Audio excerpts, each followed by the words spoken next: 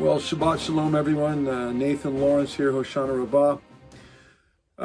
Thank you for tuning in. Thank you for the folks on the Zoom meeting, the weekly Shabbat meeting online, as well as those who will be watching on YouTube. So this week we are on the parashah as we march irrevocably through the Torah, almost getting to the end of this year's Torah portion, or this year's Torah. We're in Deuteronomy 29 verse 10 through chapter 30 verse 20. In Hebrew it's called Nitzvaim, parashah or Torah portion Nitzvaim. And we want to talk about the regathering of Israel. We want to talk about the coming together of the two houses of Israel as prophesied in the Bible. I am amazed, and I'm sure many of you are, at how many truths in the Bible are so fundamental, and so much time and space is devoted to so many subjects. But people in the church system have overlooked them and just dismissed them as irrelevant, or to the dustbin of history, or they broad brush these prophecies and say that they are for the Jews, and therefore, since we're not Jews, it doesn't apply to us, and they essentially and effectively rip out whole multiple pages, entire books of the Bible as irrelevant, and then they will, in a cavalier manner, go back and cherry pick out certain verses out of those same scriptures that they say don't apply to them, or apply to them because they apply to the Jews or whoever, and they will then pick out certain scriptures and then take them out of context and apply them to themselves, and not even realize what they're doing, and totally breaking the rules of biblical interpretation and hermeneutics. I could give you many examples of that. So anyway, maybe one of the most notable ones is the one we hear all the time, 2 Chronicles 7:14. If my people who are called by my name will repent and come back to me, I will heal their land, and so forth. This is a perfect example. Who are my people? Well, Solomon was specifically talking to a specific group of people. They were the Jewish people of the southern kingdom, and there were Levites in there, and probably some, there were members of the other 10 tribes as well, who had migrated to the southern kingdom after the split. No, I'm sorry. At that time, this kingdom had not been split yet. Solomon was still the king, so he was talking to all the 12 tribes of Israel after the temple had been dedicated in Jerusalem. And he was specifically talking to a specific group of people, a specific time. And a few verses later, he says, you will be scattered, and wherever you're scattered at, if you come back to my Torah, back to my commandments, he says that a few verses later, then I will hear your voice, and I will heal your land. Well, people pluck this out of context, and they apply it to America or to whatever country, and yet this is not specifically what it's referring to. Maybe in a general sense, yes, his people, wherever they may be. But the very people who say they are not Israelites, but are Gentiles, they will take this scripture out of context and apply it to themselves, when they, on the other hand, will say that all these other scriptures that apply to the Jews or to the Israelites don't apply to them. You see what I'm saying? This goes on a lot in Christianity. And it's very dishonest for leaders to do this. It's really dicing the Bible up into different parts and pieces and picking what we want that makes us feel good and throwing the rest away. And so the same is true with regard to the restoration of the two houses of Israel into one house, called the one new man, the body of Yeshua, the ecclesia, the church. The called out ones, the elect, the bride. Yeshua is coming back for one bride. Not a Jewish bride, not a Gentile bride. He's not a polygamist. Again, I will say he's not a polygamist. He's not coming back for 2 wives. This is a fundamental truth that the church overlooks. Oh, well, he's got the Jewish people over here, follow the Torah, and he's got the Christians over here, swine eating, Christmas keeping, Sunday go to church, Greco-Roman, Jesus Christ, Christians over here. And this is one bride, and this is another bride. So he's coming back to marry 2 brides? Is he a polygamist? The very one that said, it is not good for man to be alone, but let him leave his parents, his father and mother, and marry and cleave to one wife? One wife? And he's coming back for 2 wives? But that's what the church teaches. And then when those of us that come together and say, hey, we come and we teach the Jews, and there's no longer Jews or Gentiles, or Jews or Greeks. Gentile and Greek are they're synonyms. If you go back and look at the context of those terms, in which linguistic context in which they're used, they're synonyms. So he's coming back.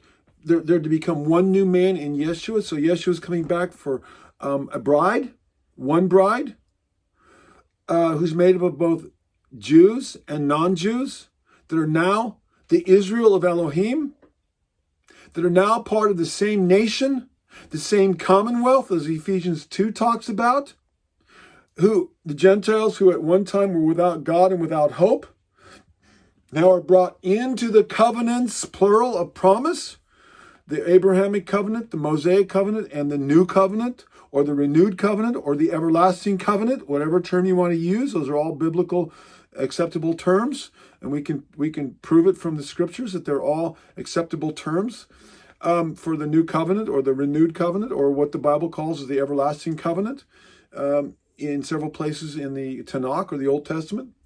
So he's coming back for 2 brides, or is he coming back for 1 bride? And as I like to point out, in Revelation 21, verse 12, the gates of the New Jerusalem, there is no Gentile gate. So Gentiles aren't getting in there.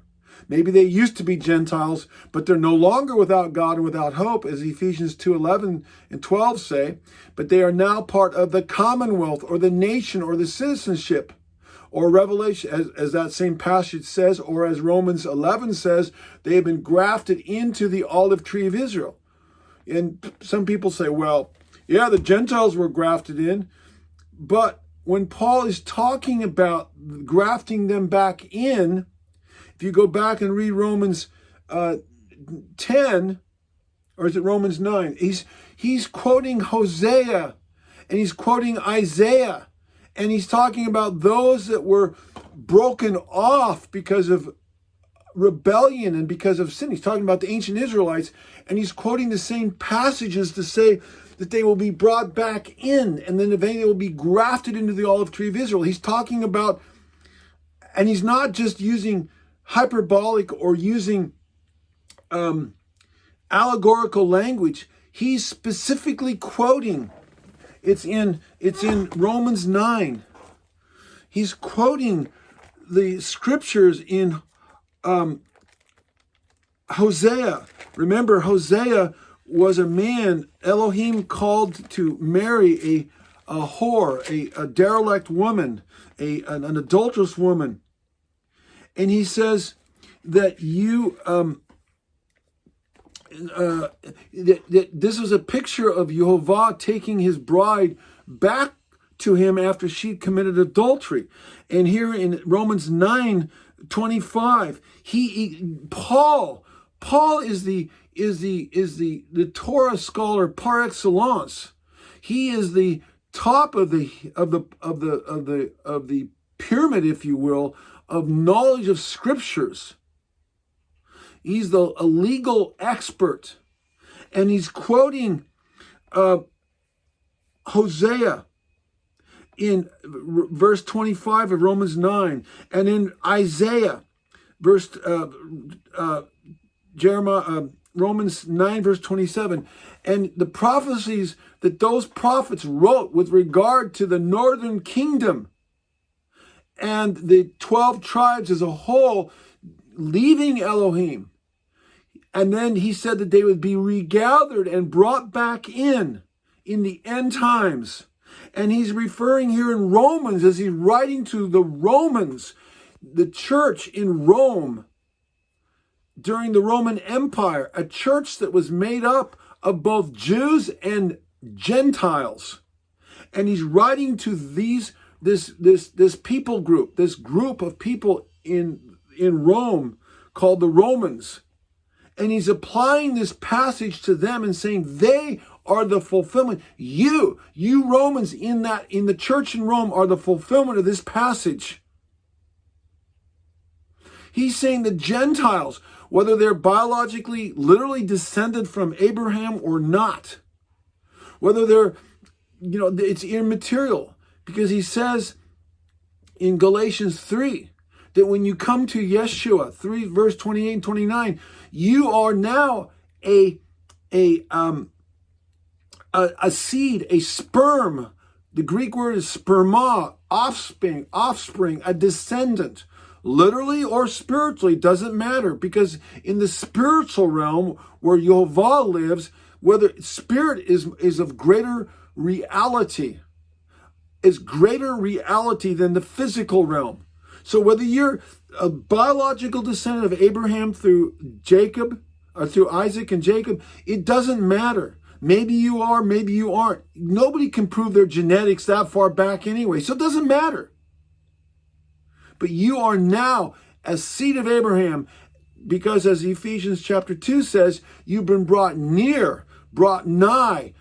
You were a people that was once far away, away from me, lo ami, not my people, to quote Hosea. But now you were brought near. These are passages, these are terms out of the book of Hosea and other places, speaking about the dispersion of the tribes of Israel because of idolatry and sin and spiritual fornication and spiritual adultery. But you're going to be brought near through Yeshua, through the preaching of the gospel. You're going to be brought back.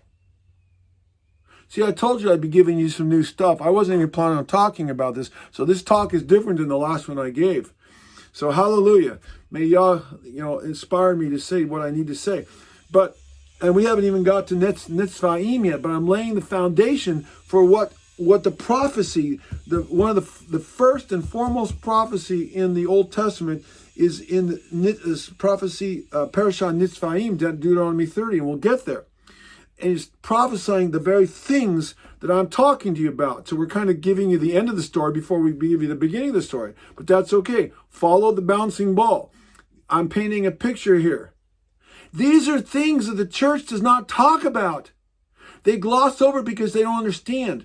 Or they have covered over and reinterpreted them, like I said at the beginning, because, well, that applies to the Jews. And I say it in a funny voice, well, that applies to the Jews, because I'm doing it because I'm mocking. I'm purposely using another voice because I'm mocking. Yes, I am mocking. This is a biblical way to do it. I'm mocking the so-called teachers, the scholars, the professors, the pastors who are claiming to know the Bible. Oh, I know Greek and I know Hebrew. I know this and I know that. And I got a PhD and I'm a bishop and I'm a pope and I'm a pastor and I'm a reverend. And they have all these man-made titles. And yet they do not know some of the most fundamental things in the Bible. And they've taken these truths and they've either ignored them, swept them under the rug, or they've come up with their own traditions, like the Jew-Gentile, the false Jew-Gentile paradigm. Well, I'm a Gentile because I don't have to follow the Torah. And you're a Jew, you have to. And he's got a different route to salvation for the Jews and a different route to salvation for the Gentiles. And you have all these different things. And Yeshua's going to effectively come back and defy and go against his own word. One man, one wife. No, he's coming back for... Effectively, they're teaching he's coming back for two brides.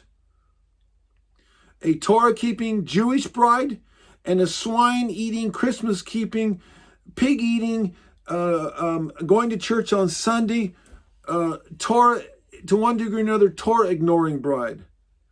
I don't think so. That's not the Yeshua I follow. And so these are traditions of men by which the word of Elohim has been made of none effect. And that's why I mock them. Mock them by, when I quoting them, I say it in a derisive voice, because I have no use for these people. Well, I do have use for them. They're preaching the gospel, a watered-down gospel, and people are coming in. So we'll give them credit for that, and people are getting saved. But they're not preaching the whole truth. And the beautiful thing is that once these truths that they have overlooked, that are hidden in plain sight, whole chapters. Isaiah is 66 chapters. And I have chronicled in times past about 30 or 40 of the chapters of Isaiah. He's talking about the regathering of Israel.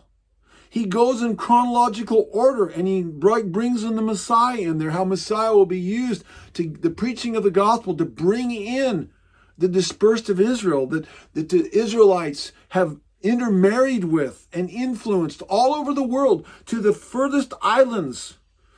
You there, Charity, in the Philippines, furthest islands to the east.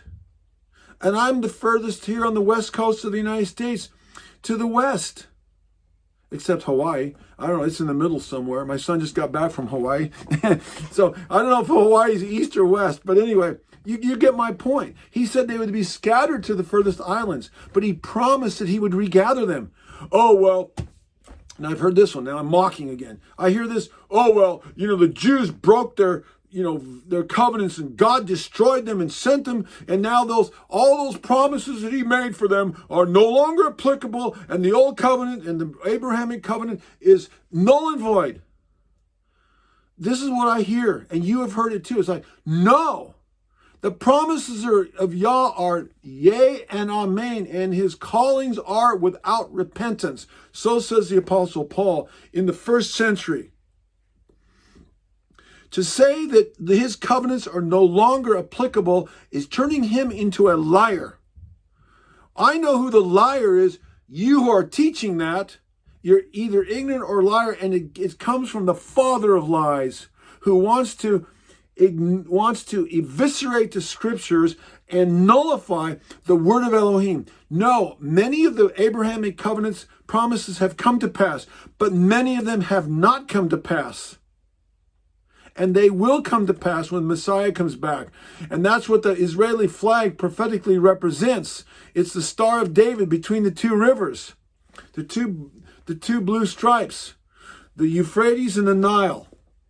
And Israel never has inhabited that full area between those two regions. They did to a certain degree during the time of David and Solomon, but not fully. That promise is yet to come. And others as well. No, Yah does not, he's not a man that he should lie. And those that are turning him into a liar are liars themselves. What do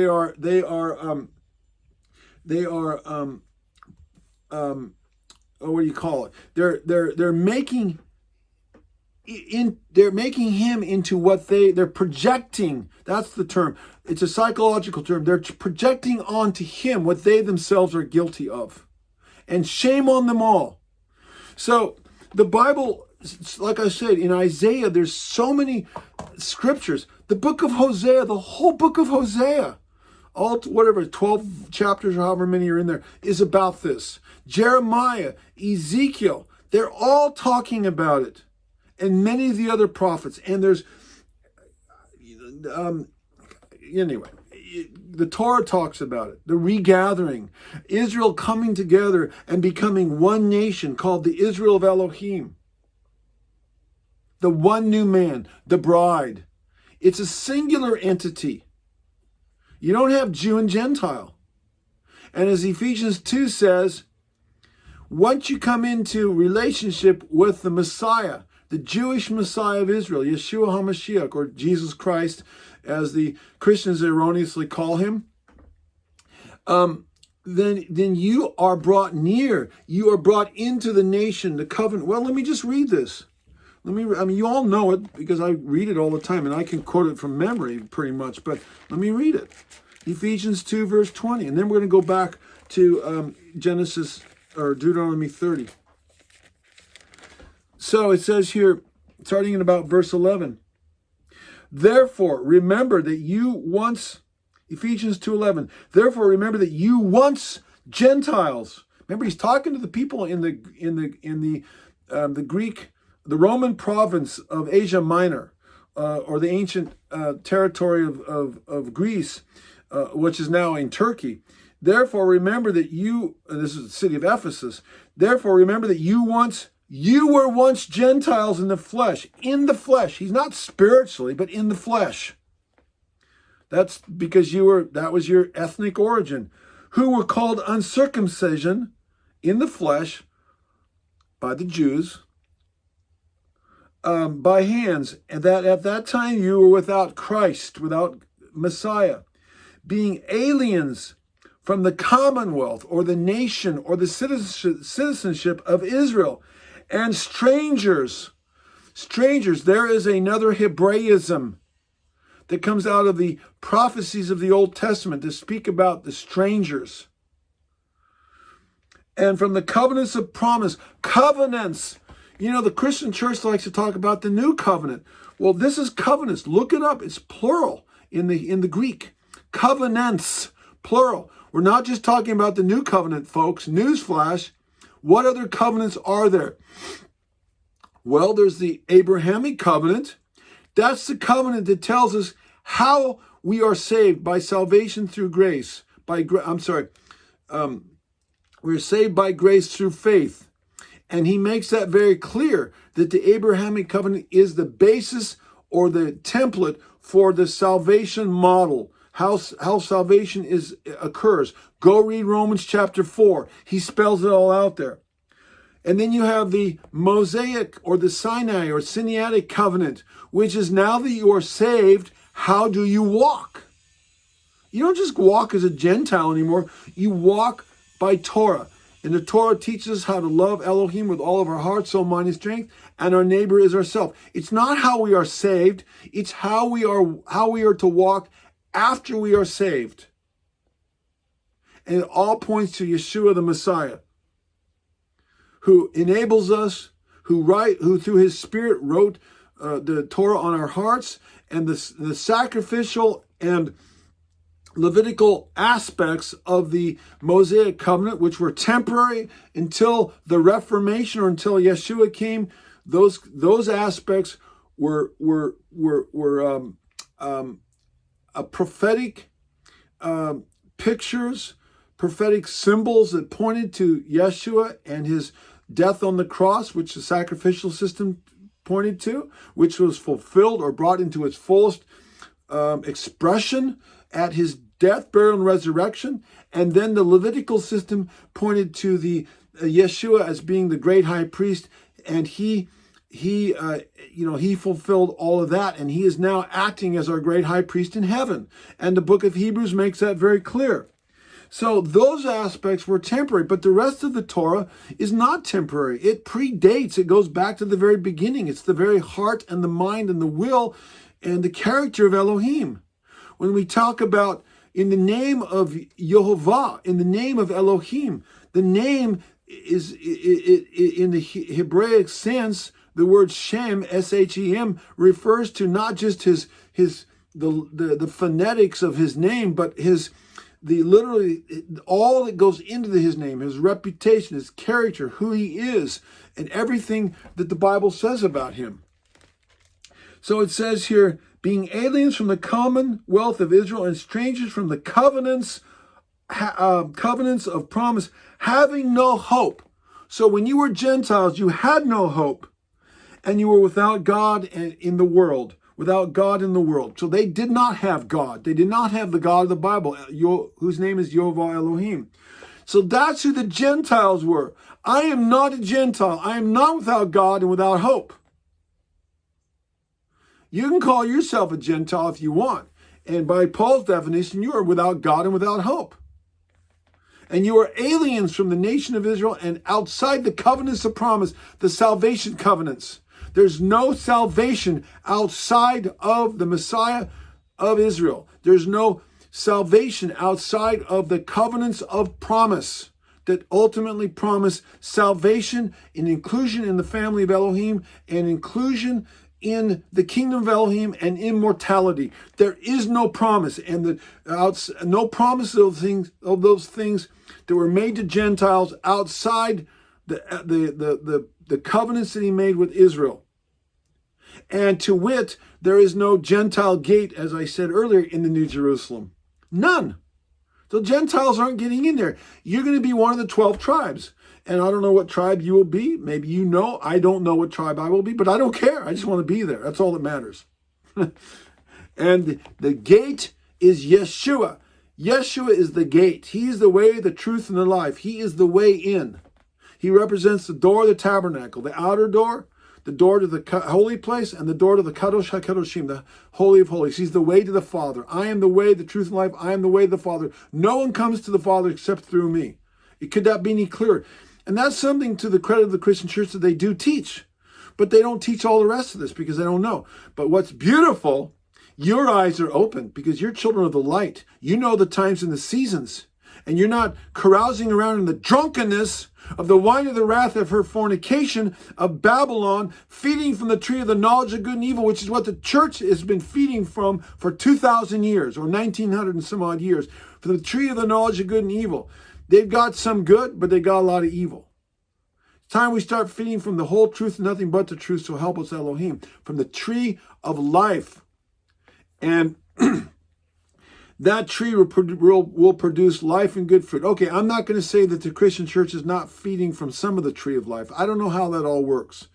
But largely there is a lot of good and evil. And we give credit for the good, and we castigate and we expose and rebuke the evil, especially that's being... No, I'm not rebuking the people. I'm rebuking the leaders who should know better and the system that these leaders have created for money and for power to control people and to build their churches and their mega churches and their cathedrals and their bank accounts and their mansions and keep their little positions of power and their little ordinations and their denominational standings and all the other religious trappings that keep them going. But what's beautiful is once you're, as children of light, once your eyes are opened, you can no longer unsee what you now see.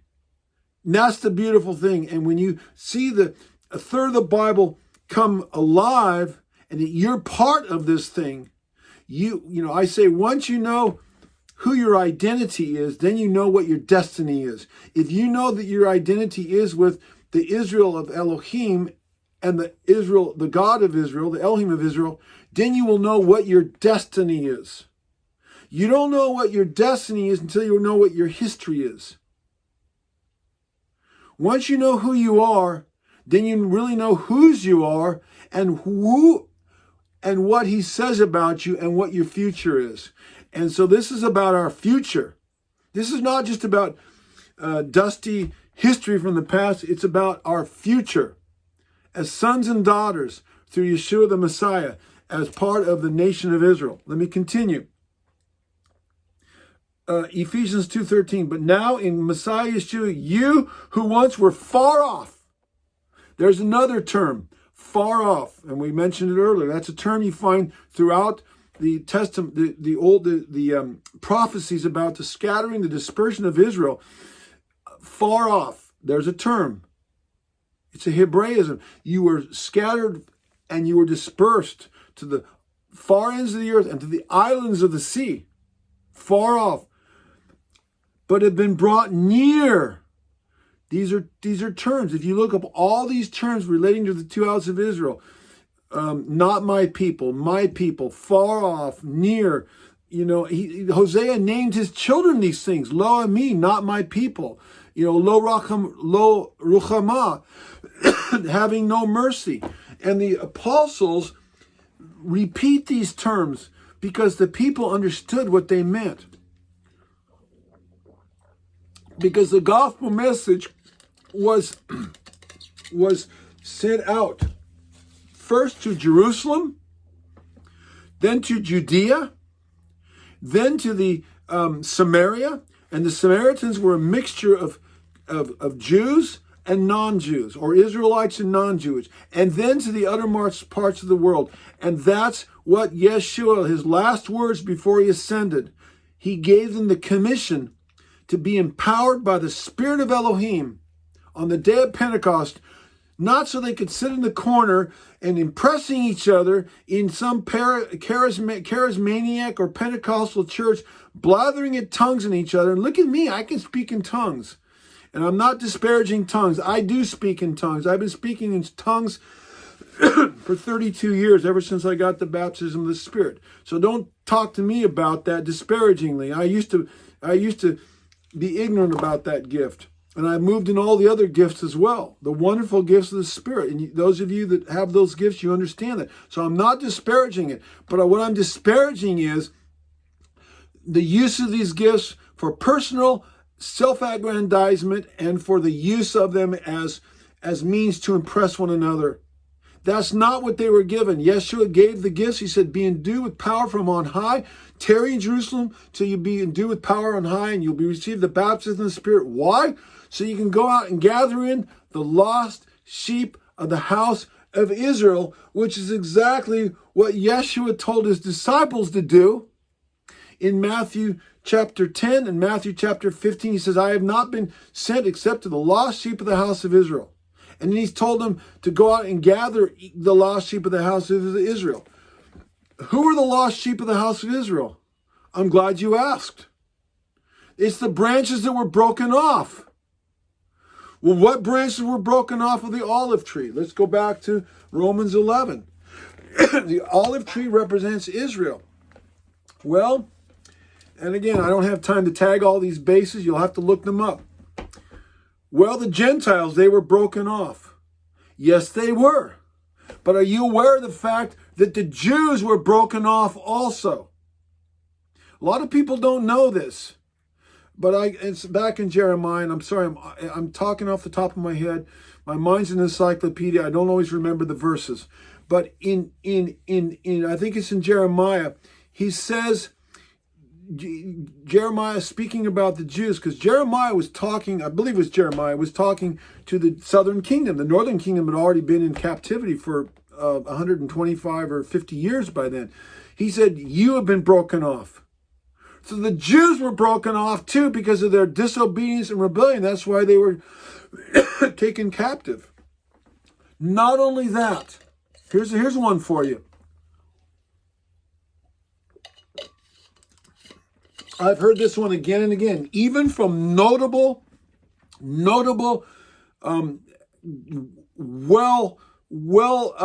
respected, who I respect, Torah teachers who are Messianic or Hebraic. Are you aware of the fact, we all know that Yeshua divorced the northern kingdom, Israel, the 10 tribes. But are you aware of the fact that he also divorced the Jews? This is huge, and I'll take you to the scripture where it says that. He divorced Judah as well. I've heard people say, well, he never divorced the Jews, so let's all go back and become rabbinic Jews. No, they were broken off. Again, it's Jeremiah, and again, maybe I'll remember where that scripture is. I just don't remember right now. But in Malachi, let me go back here. I think it's in Malachi 3.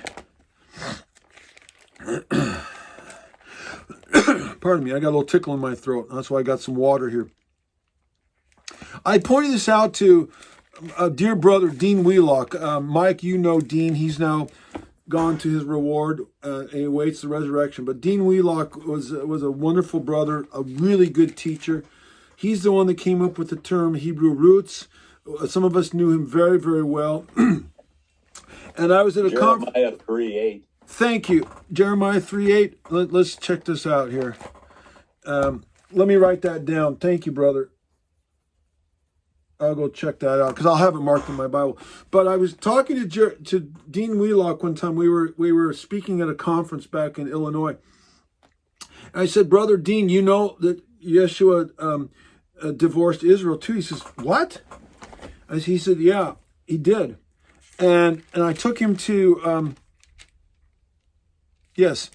Malachi chapter 2, verse 10. Have we not all one Father? Has not one Elohim created us? Why do we deal treacherously with one another? By profaning the covenant of the fathers. So Malachi was written about 450 BC. This is long after the Israelites went into captivity. That is the northern kingdom, which was around 725 BC. So this is several hundred years later. Verse 11, Judah has dealt treacherously, and an abomination has been committed in Israel and in Jerusalem. For Judah, this is talking about the Jews of the southern kingdom, Judah has profaned the Lord, Yehovah's holy institution, which he loves. He has married the daughter of a foreign god. May Yehovah cut off from the tents of Jacob the man who does this thing, and so forth and so on. And then he goes on, verse 16, he hates divorce. Verse 16, Yehovah Elohim of Israel says that he hates divorce. So this shows us that for Judah, adulterous Judah went and married somebody else. She wasn't just living with that husband, that adulterous husband. She was married to him, and that shows that Elohim divorced him or divorced her. So yes, Judah was divorced also. They've got to come back to Yeshua. They've got to come back to the Messiah. Let me look up that passage that my brother just related to me. Well, yeah, this is not the passage I was looking for. This talks about this is talking about Israel being divorced. Then I saw, this is Jeremiah 3:8. Then I saw that all of the causes for which backsliding Israel had committed adultery, and I put her away and given her a certificate of divorce. So here he's talking about the northern kingdom, not the southern kingdom, because he says then by contradistinction, he says, yet her treacherous sister Judah did not fear, but went and played the harlot also. So first of all, Yehovah divorced Israel, the northern kingdom. We see here the northern kingdom, the southern kingdom juxtaposed. And then he says, yet, by comparison, even though I haven't divorced Judah, yet she's out playing the harlot. So this verse is a good precursor to the one I just read that shows that eventually she went out and she got divorced also. And then that other passage, which I can't find right now, and I don't have time to look, I could look it up, but I don't want to take the time, where it says that the branches of Judah have been broken off too. And maybe if somebody comes up with that verse, if somebody does a search on their Bible program about broken or break, and just pipe in, like my brother just did, and we'll go back to that verse, or put it in the comments section, but I probably won't notice it. So just blurt in, unmute yourself and blurt it in if you find that verse. But anyway, so both houses have got to come back. Both houses have been scattered. There's Jews all over the world. Every island's got a synagogue. Similarly, there's Christians and there's people that are part of the remnants of the 10 tribes and whoever they intermarried with or whoever they brought in through the gospel message. This fishnet called the gospel message. So let's go to, I said we go back to Deuteronomy chapter 30. Deuteronomy chapter 30, Parashah Nitzvahim. I told you we'd get there. Jeremiah chapter 30. This is the first, let's go back to Deuteronomy 29. Let's go to the Parashah. Actually, this is all part of the same Parashah, now that I think about it. Deuteronomy 29:25. Let's read that one first. It's still Nitzvahim. Deuteronomy 29, verse 25. It says here, 25 through 28.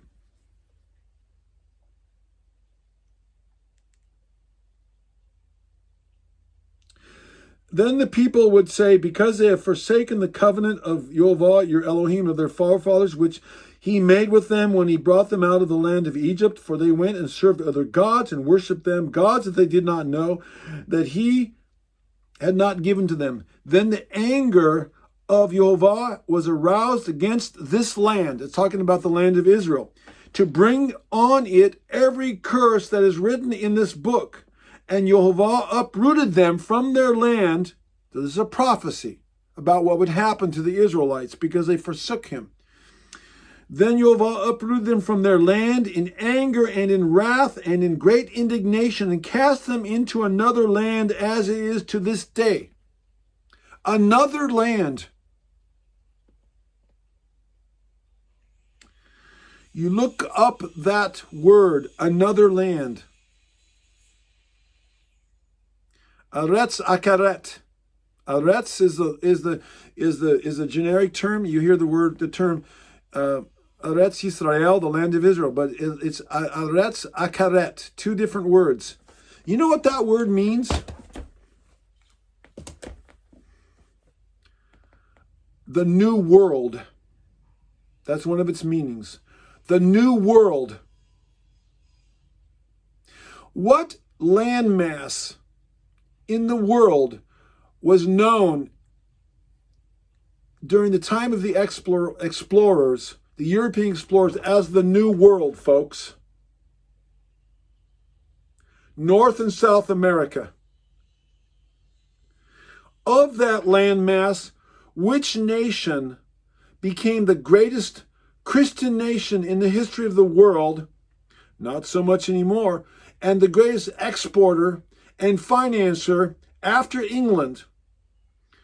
After England had diminished, the English Empire, what nation became the greatest exporter of the gospel, sending missionaries, establishing churches all over the world, and the greatest exporter of missionary and humanitarian aid?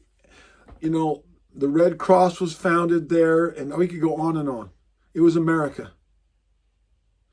I've been preaching this for years, but I believe this is, in part, it's not just talking about America, but it's a hint. At one time, there were more Christians in America than anywhere else. I don't think that's the case anymore. I think China might have more, but at one point in time. Okay, we don't need to camp on that point. Just an interesting little tidbit of biblical trivia, if you will. Let's go to Genesis or Deuteronomy 31 through 5.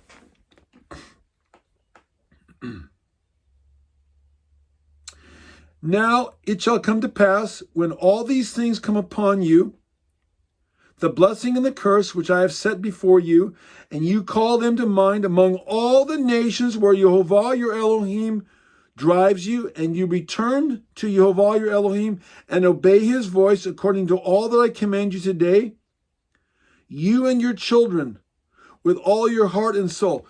You, my dear brothers and sisters, watching on this Zoom video and those watching on YouTube, you are the beginning of the return. Actually, you're not the beginning. It really started with in the book of Acts. It started with Yeshua commissioning his disciples to go out to the lost sheep of the house of Israel.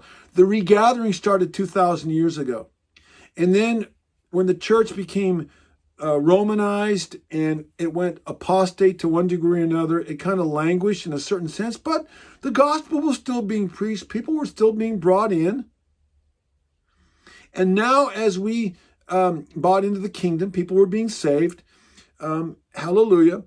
But now here at the end times, we are, the whole idea of Torah and love for the Jewish people, love for the land of Israel, getting back to our Hebrew roots, it's really a recent phenomenon.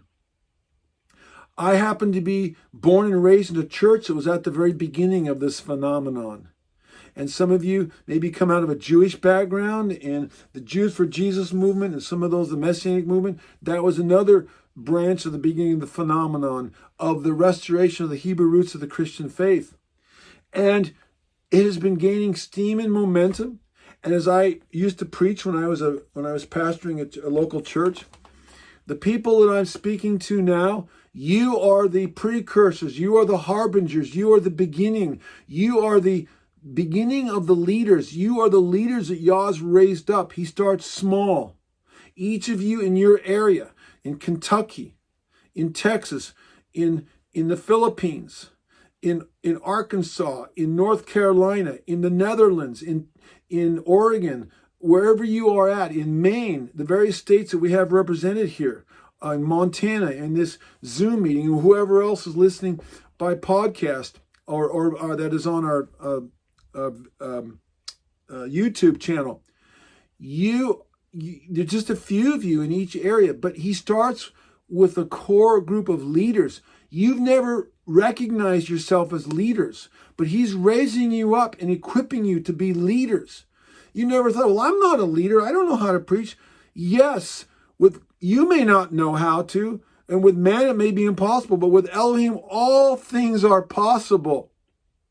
Who will despise the day of small beginnings? He'll take your weakness and turn it into strength. Don't say he can't. Don't say he won't. You have been called. Whatever your gift and your calling is. You may not be a preacher. You might be somebody that's a prayer warrior. You might be, an influencer in some other way. I don't know. Whatever your gift is. But he's calling you to share and to spread. And he's raising up leaders. And you are, in that sense, kind of the first of the first fruits. And this tide is this wave is going to grow into a great tidal wave, and it's going to culminate at the second coming of Yeshua, and then it's going to sweep over the whole earth. And like the glory of the Lord will cover the earth as the waters cover the sea, as it says. And that will be during the millennium. And you will be part of that as you take the word as his bride, as his anointed and glorified, immortalized bride, and you will then be his kings and priests, or a kingdom of priests, taking that out. You are preparing for your greatest moment now. This is not your greatest moment. This is not my greatest moment. We're only influencing a few people, a few dozen, a few hundred people at the very most, maybe a few thousand. But there are billions of people, and your greatest moment is yet to come, and he's preparing you for that. That is your destiny. That's why you have been called to bring glory to your Father and to help expand as the bride of Yeshua the kingdom. Let's get back to Deuteronomy chapter 30. Verse 3, that Yehovah your Elohim will bring you back from captivity. Captivity. Well, I'm not in captivity. Yeah, you were. You were in captivity to the world, the flesh, and the devil. Until you got saved, until you got regenerated in the spirit. And we all are struggling coming out of captivity. Physical and spiritual captivity. Yehovah your Elohim will bring you back from captivity and have compassion on you and gather you again from all the nations where Yehovah has scattered you. Just on this little Zoom meeting, we represent several nations in many states in the United States. Pardon me. Verse 4, if any of you are driven out to the farthest parts under heaven, from there Yehovah, your Elohim, will gather you. I don't know what he means by that. I don't know if this is hyperbolic. I don't know if it means that people that have been cremated and their smoke is floating around out there. I don't know if there's going to be some saved people in some outer space station. I don't know. But he will gather his people together wherever they are. From there, Yehovah your Elohim will gather you, and from there he will bring you. Then Yehovah your Elohim will bring you to the land which your fathers possessed, and you shall possess it. This is a promise. This is a fulfillment of the Abrahamic covenant.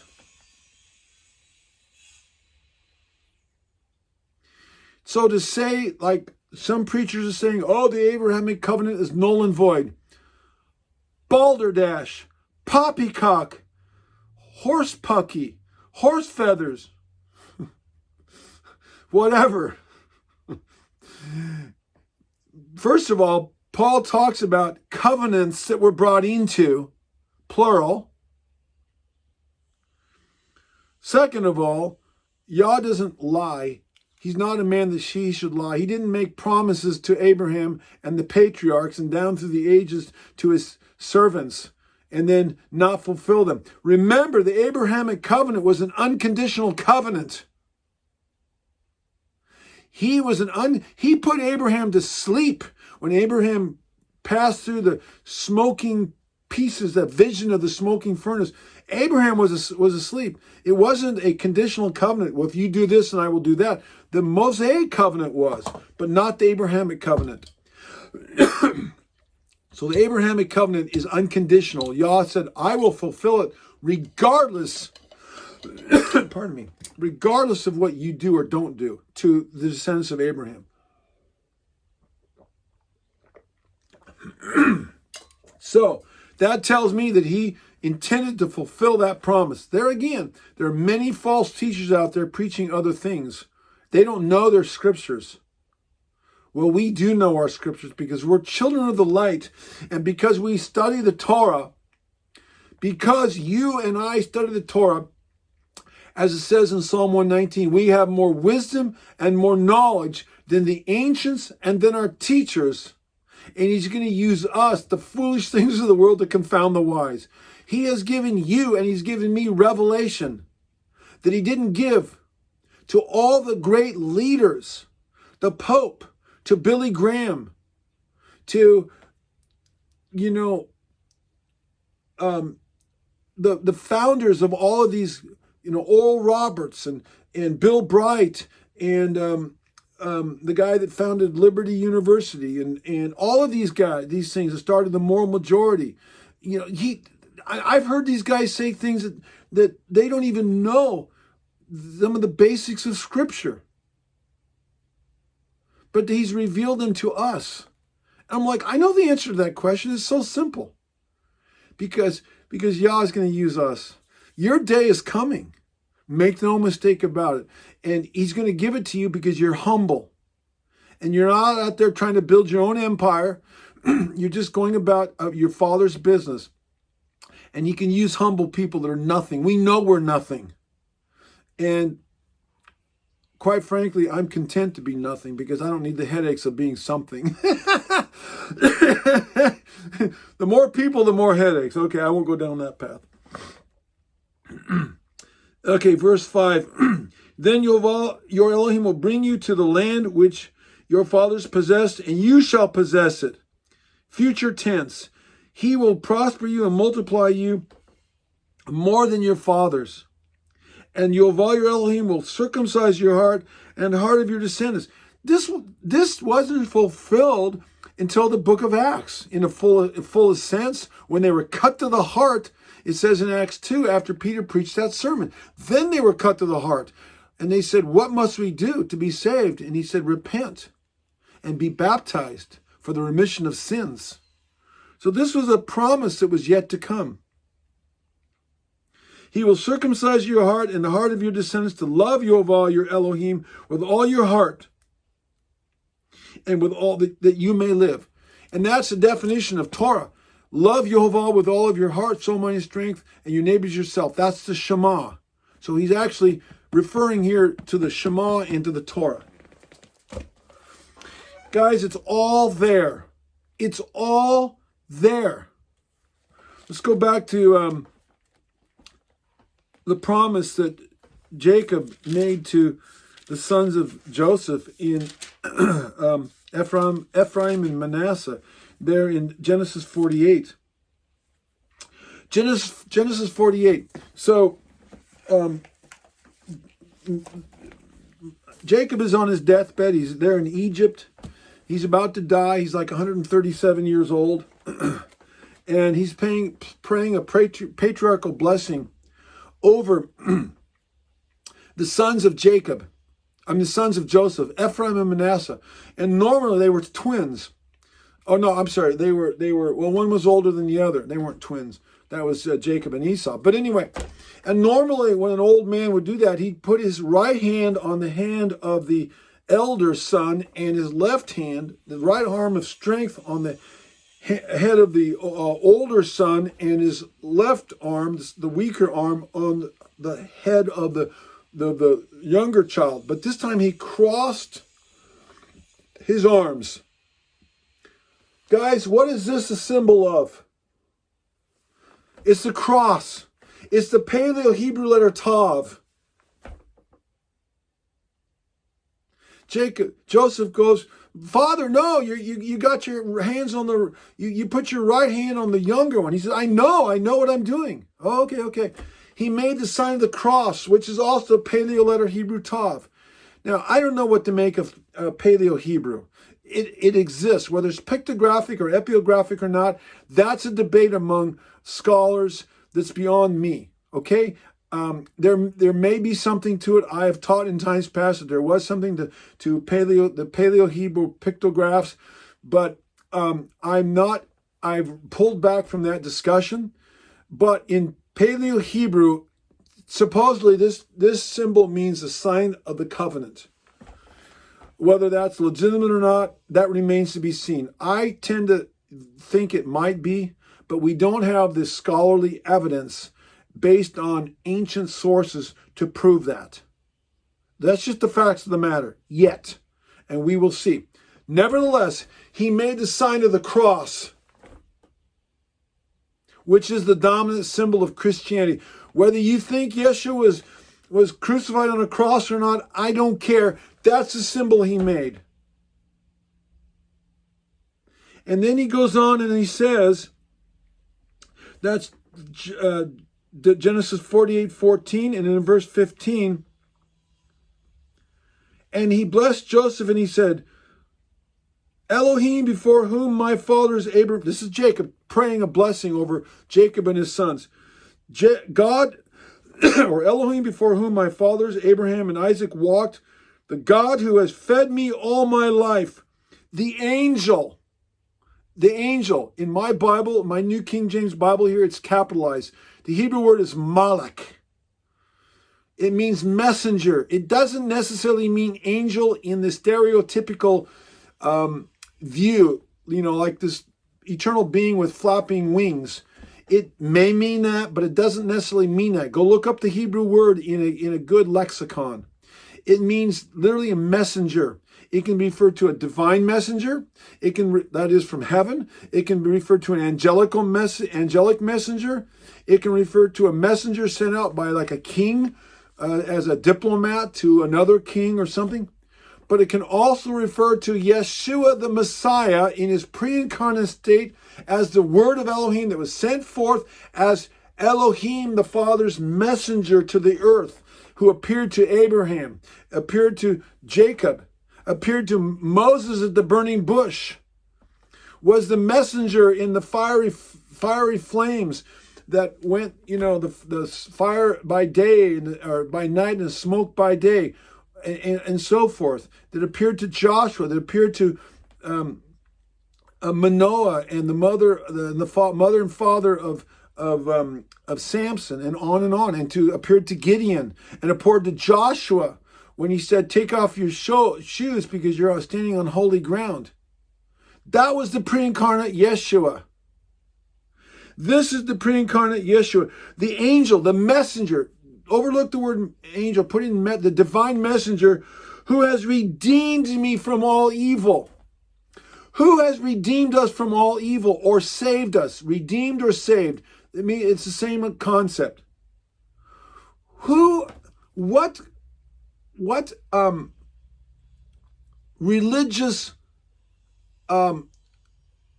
religion out there constantly talks about salvation, about somebody or somebody saving us or getting saved? I like to say it's a process of elimination. The Jews aren't talking about salvation. The Buddhists aren't talking about salvation. The Muslims aren't talking about getting saved. The Hindus, the Satanists, the witches and the Wiccans, the whatever other religion, the New Agers aren't talking about it. There's only one people group that's talking about this. It's the Christians. This is a prophecy talking about who the descendants of Ephraim and Manasseh, basically the 10 northern tribes, would be. And that's not all. He says, the angel who has redeemed me from all evil, bless the last, let my name be named upon them and the name of my fathers, Abraham and Isaac, and let them grow into a multitude in the midst of the earth. Now here, most of our Bibles really don't translate this very well. I'm reading from the New King James. The word grow is the Hebrew word dagah. It means like fish. That's literally what it means, like fish.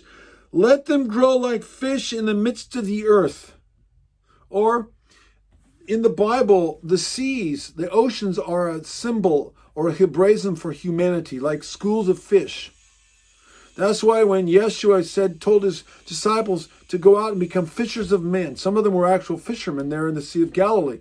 He said, I make you fishers of men. And remember when they were out there fishing after his resurrection, and they gathered in 153 fish, and he told them, now, I want you to get out there and go do what I called you to do, become fishers of men. And then there's the parable that Yeshua used about gathering in the fish, and they threw out the unkosher fish and they kept the good ones.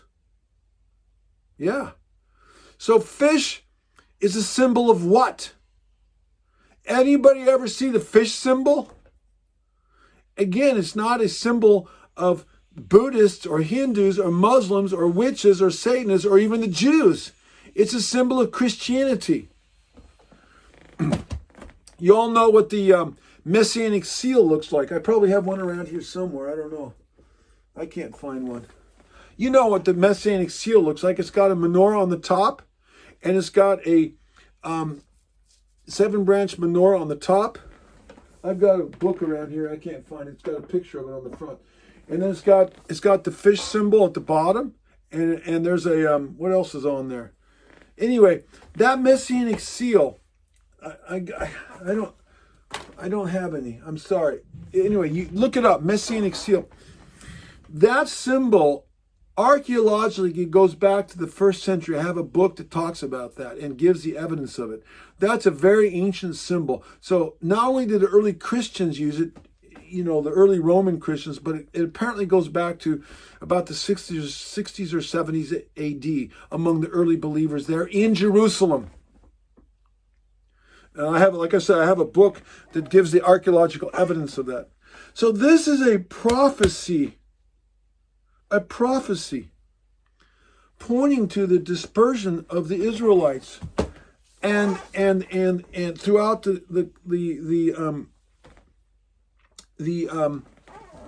world, and that they'd be regathered.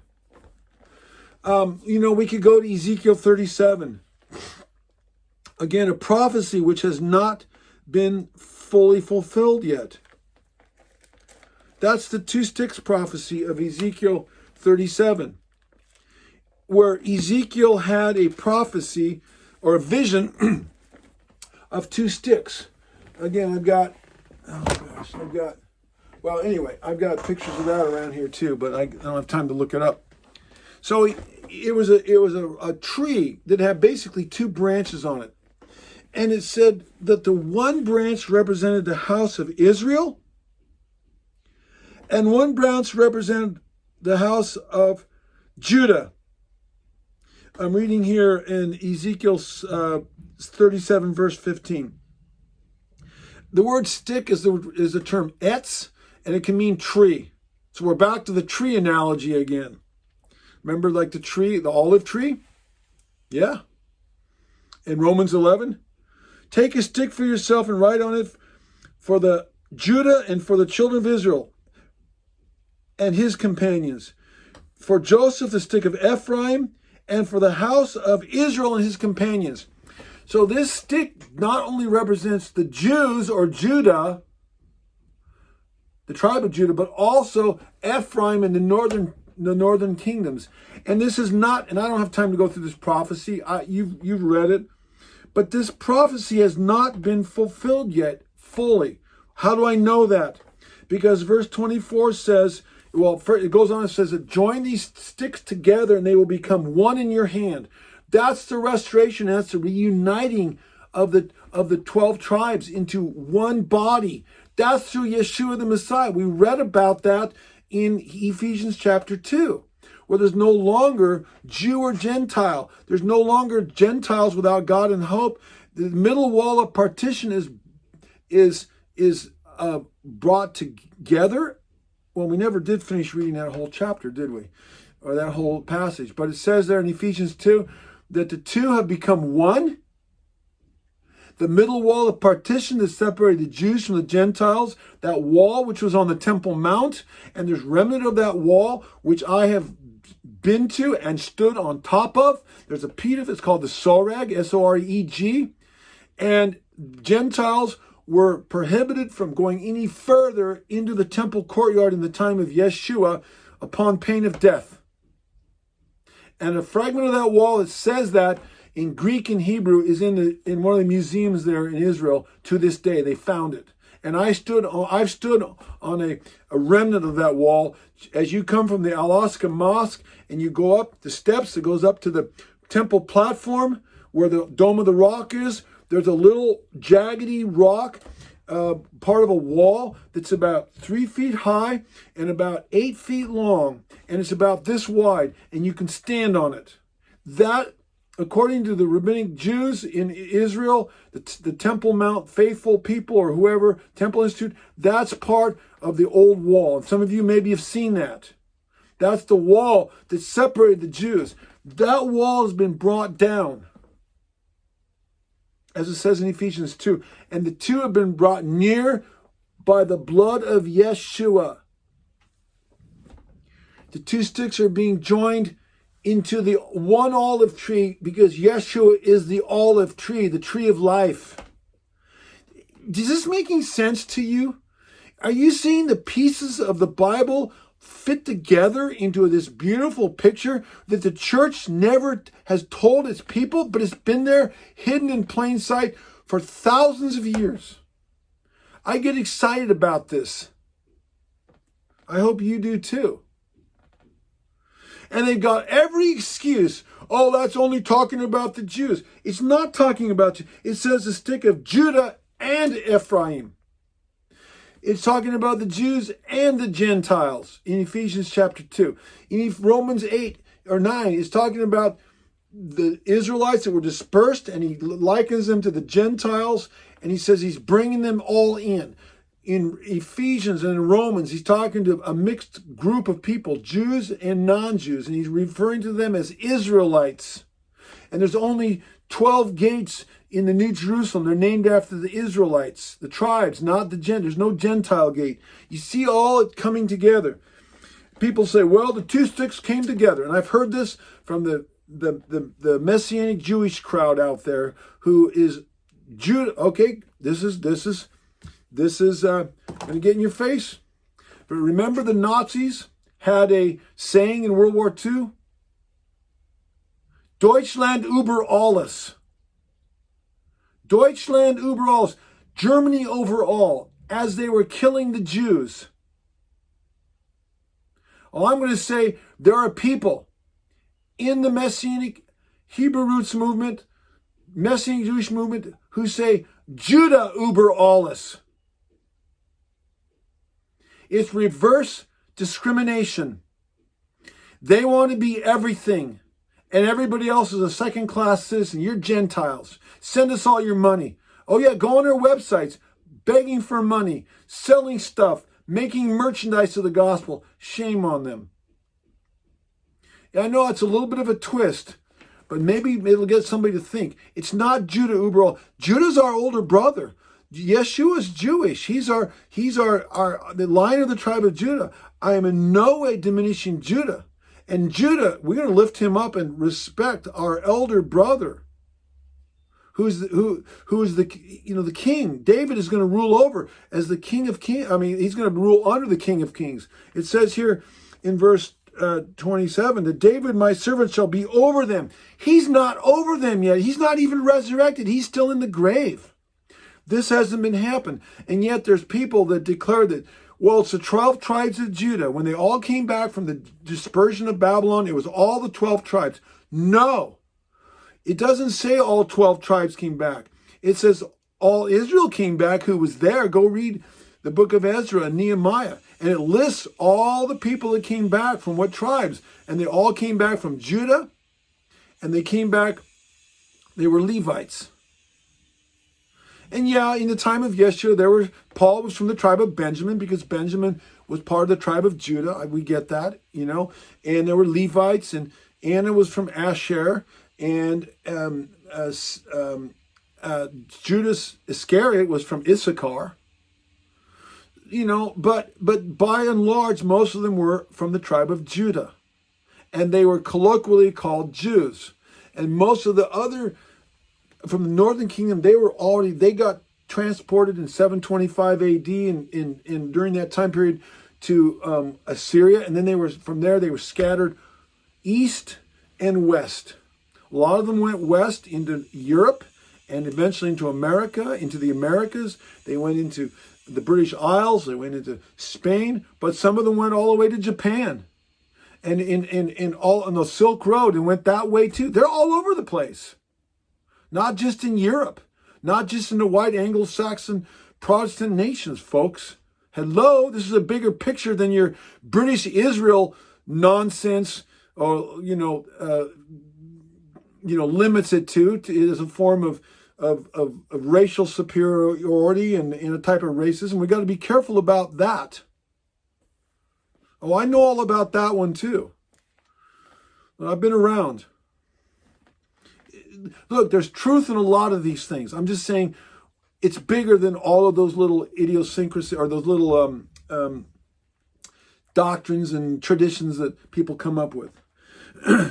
So he says here, David shall be the king over them. Moreover, and he's not king over the united Israel yet. That won't happen till after the resurrection.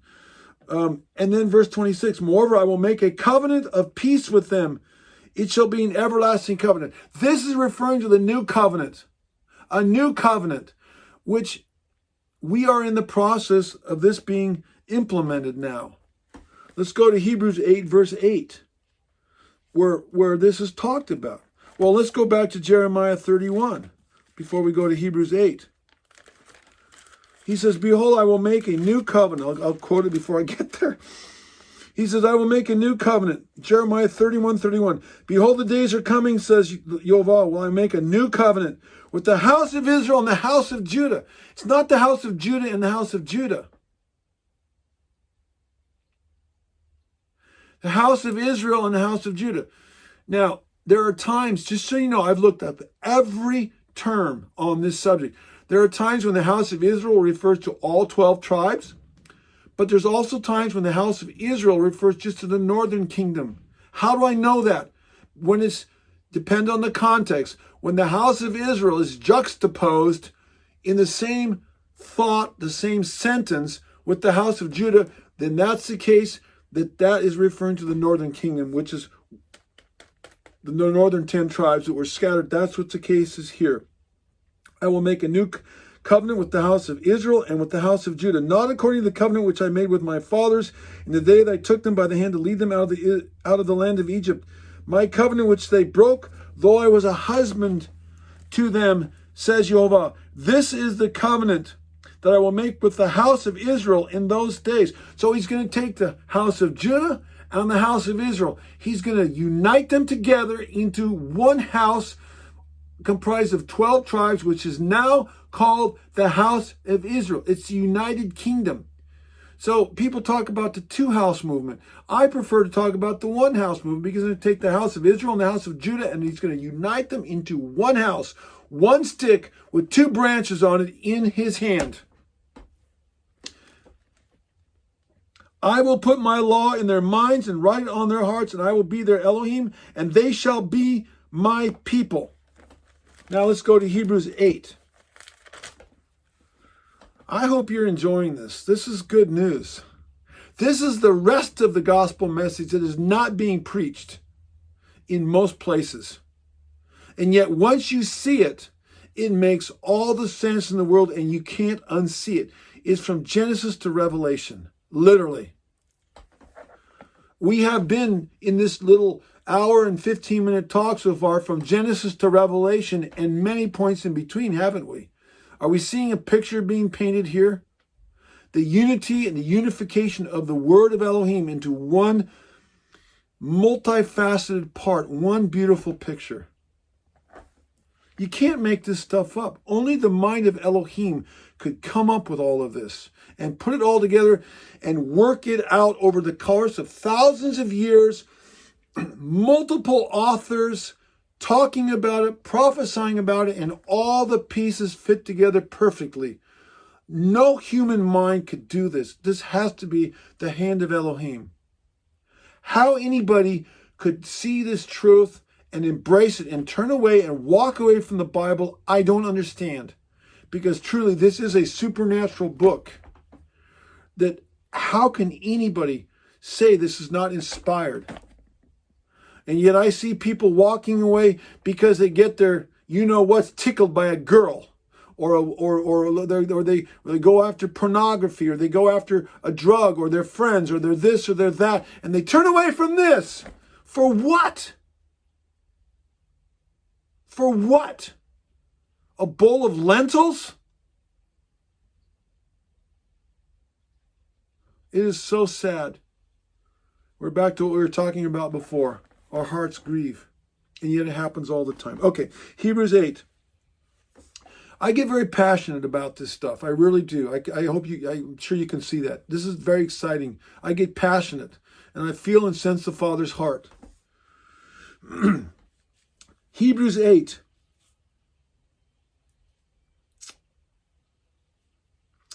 Verse 7.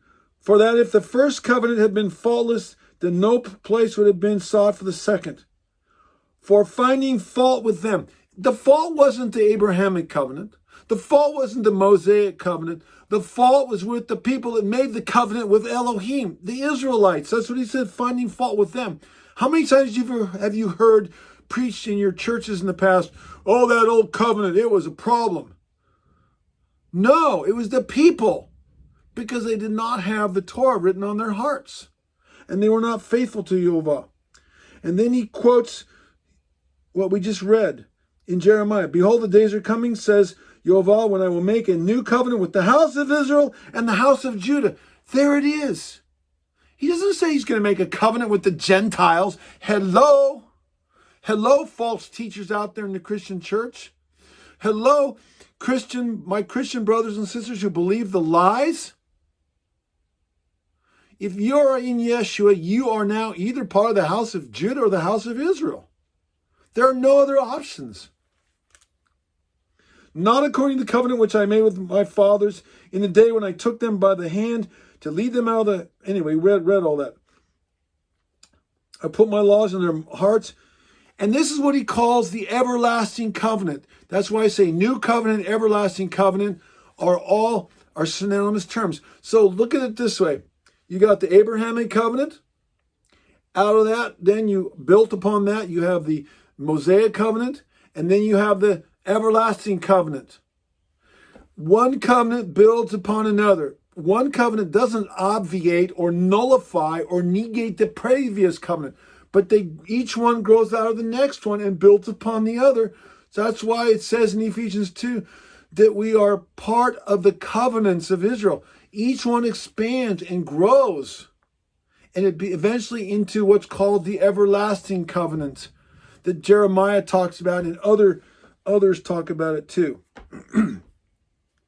Verse 11, none of them shall teach his neighbor and none of his brothers, saying, know Yoval, for all shall know me, from the least of them to the greatest of them. For I will be merciful to their unrighteousness, and their sins and their lawless deeds I will remember no more. And that he says, a new covenant, he has made the first obsolete. You really don't need the Abrahamic and the Mosaic covenant per se, because the everlasting covenant contains all those things. It's the sum total of all those covenants in one covenant. It's a new covenant. This time it's based on the Torah being written on their hearts, and their faith in Yeshua the Messiah, who is our great high priest and our sacrifice, the lamb sacrificed from the beginning of the earth once and for all for our sins. He says now, he has made the first obsolete, and now what is becoming obsolete and growing old is ready to vanish away. So whoever wrote this, the book of Hebrews, in around 70 AD, before or after that, sometime, he's showing us that this is a transition period. We are in the transition period between the old and the new covenants. Now, we are in the new covenant, but there's some people who are still maybe transitioning. Maybe some of our Jewish people are. I don't know where y'all has everybody. All I know is I know what I know, and I know where I'm at. And that's all any of us can be responsible for. So let me finish with this. I think I've covered all my notes, and I haven't even looked at my notes. Hallelujah. Let me finish with this. Malachi. I think we finished with this one on the last time I gave this teaching, but I covered a lot of stuff I didn't cover last time. So I hope you enjoy that. But anyway, Malachi 4. So if you go look in a Jewish Bible, a Jewish Tanakh, Malachi is not the last book in the New Testament. Second Chronicles is, and there's a reason for that, but I won't get into that. But in the Christian Bible, Malachi is the last book of the Bible. That's because it contains a message for the Christians who have walked away from the Torah to one degree or another.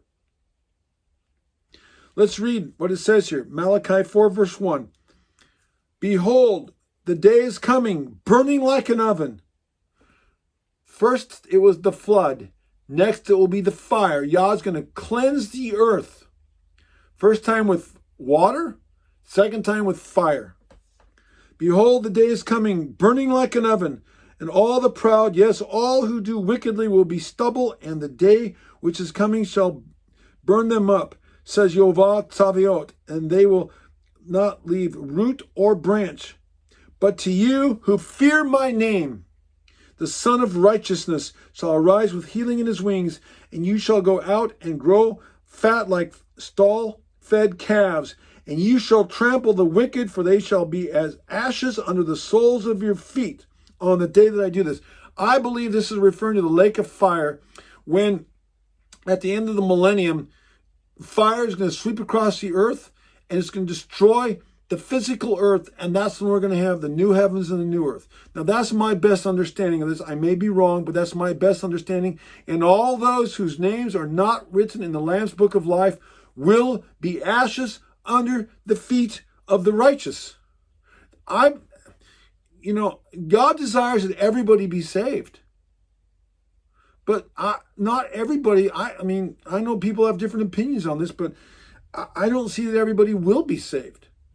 Otherwise, what's the purpose of the lake of fire? Okay, we can agree to disagree on that, but they will be ashes, according to this, under the soles of the feet. Now, you could say, well, let's understand this at its allegorical level.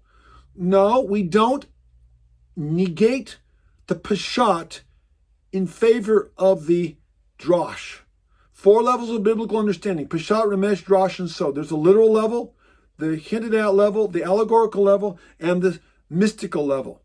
And unless Scripture is clearly allegorical or at the Drosh level or mystical at the Sod level, and there's no way it can have a physical or literal interpretation, we cannot just say that this is not literal. Otherwise, that violates the basic rules of biblical interpretation, and we can and logic, and we can make the Bible say anything it says. Okay, I don't want to get into that discussion because that's a whole nother discussion on the laws of biblical interpretation and hermeneutics that go back for thousands of years, and how we see that the writers of the Bible themselves interpreted previous scriptures, and this can be validated by looking at the 7 or 11 laws of hermeneutics come up with by Hillel the Great, who lived in the time of Yeshua. Okay, we won't go down that path, but anyway, we talk about those elsewhere. Verse 4, remember the law of Moses. Okay, this is the message to the Christians. As I like to say, when Yah says to remember something, that's like the first thing that people forget. Or when he says, forget not. Go look up the places where he says, forget not or remember. And that's exactly what the Christian church has forgotten. Remember the Sabbath day to keep it holy. And that was one of the first things they abandoned starting in the 2nd century AD. And then they finalized it at the Council of Nicaea under the drawn swords of Emperor Constantine's guards that were around the room where the bishops were all meeting. You can go read about that in Eusebius's Ecclesiastical History, which I have up here on my bookshelf. But it says, remember the law of Moses, my servant, which I commanded in Horeb for all Israel. Not just the Jews, but for all Israel, both the northern and the southern kingdom. And what does the church teach? Oh, the law has been done away with. Oh, the law was nailed to the cross. Oh, the law was against. Oh, we don't have to do it. We're not under the law. Blah, blah, blah, blah. Add nauseam and add blah upon blah. Remember the law. In other words, don't forget it. Of my servant, which I commanded in Horeb or Sinai. Just in case you're not sure what law I'm talking about, the law of Moses with the statutes and the judgments. Behold, I will send you Eliyahu, Elijah the prophet, before the coming of the great and dreadful day of Yehovah. Like, hey guys, you better get your act together because it's coming. I'm sending Elijah, or people in the spirit of Elijah and John the Baptist, to warn you. You will not be without warning. And he will turn the hearts of the fathers to the children and the hearts of the children of the fathers. That's what he's doing right now with all of us. He's turning the hearts of the children back to the fathers. Fathers to the children, I'm not sure. I'm not sure how that applies here. But anyway, lest I come and strike the earth with a curse. Implication is, and you become ashes, you get burned up because of your unbelief, and you're now ashes to the feet of the righteous. So this message of the restoration, the dispersion of the 12 tribes of Israel, because of disobedience, of not following his commandments, following the Torah as prophesied in Genesis, specifically Deuteronomy 28 and 29 and 30, and then discussed throughout the prophets. And I have written whole papers on this with hundreds, if not thousands, of verses throughout the whole Bible. I've made numerous videos. We just skipped over the surface like a stone on the water on this one, but this is one of the deeper aspects of the gospel message of the regathering of the tribes of Israel. You're a part of this. I'm a part of this. This is a beautiful message. This is the family coming together. And the fall feast days that we're coming up to, about to celebrate, is a picture of the tribes coming together on the table of showbread in the tabernacle. All 12 tribes, unleavened even, on the table of Shulchan HaPanim, on the table of showbread, there in front of the paroquet, the veil going into the Holy of Holies, there by the altar of incense. For the bride has come together as a one unit, one bride, ready to enter into the Holy of Holies through praise and through worship and through prayer, which is what the altar of incense there in front of the veil that goes in the Holy of Holies represents, ready to go in to be the bride of Yeshua. Again, he's coming back for one bride, not two brides. It's a Yeshua loving, Yeshua worshiping, Torah keeping bride. And right now we're in the wilderness of the peoples, as I best understand it, that Ezekiel talked about in Ezekiel 20, verse 35, where we're coming under the rod, and will we come into compliance with Torah or not? And those that don't will not get to go back into the land. They may be saved, they may be least in the kingdom, as per the requirements or the qualifications that Yeshua stipulated in Matthew 5:19 about those who keep and obey and teach the Torah will be called the greatest in the kingdom, and those who don't will be called the least. I don't know. There's all of these levels of rewards, and some are going to be closer, some are going to be further away from Yeshua, some will be the bride, some won't be. A lot of them will be saved. Most of them will be, hopefully, a lot will be saved, but they're all going to have different levels of rewards. Well, I don't know about you, but I want to do it all. I want all of that He has for me. And to me, you know, I don't want to settle for second best. I want to give it everything I've got. So help me, Elohim. I hope this message has been a blessing and an encouragement to you. And we'll stop at that. Hallelujah. Praise Yah.